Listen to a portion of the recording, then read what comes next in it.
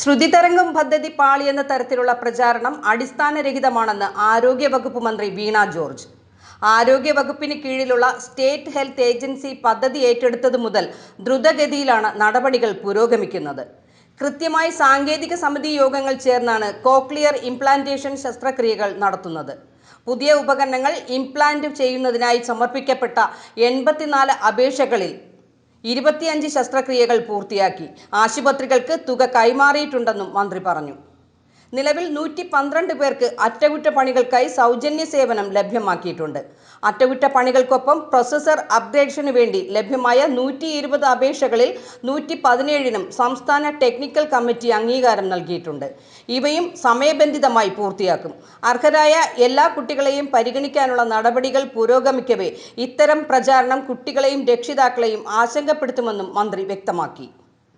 ശ്രവണ വൈകല്യം നേരിടുന്ന 5 വയസ്സിൽ താഴെയുള്ള കുട്ടികൾക്ക് കോക്ലിയർ ഇംപ്ലാന്റേഷനും അനുബന്ധ സേവനങ്ങളും സൗജന്യമായി ഉറപ്പാക്കുവാനായി സംസ്ഥാന സർക്കാർ ആവിഷ്കരിച്ച് നടപ്പിലാക്കുന്ന പദ്ധതിയാണ് ശ്രുതിതരംഗം. എംപാനൽ ചെയ്ത 6 സർക്കാർ സ്വകാര്യ ആശുപത്രികളിൽ നിന്നും സൗജന്യ ചികിത്സ ലഭ്യമാക്കി വരുന്നു.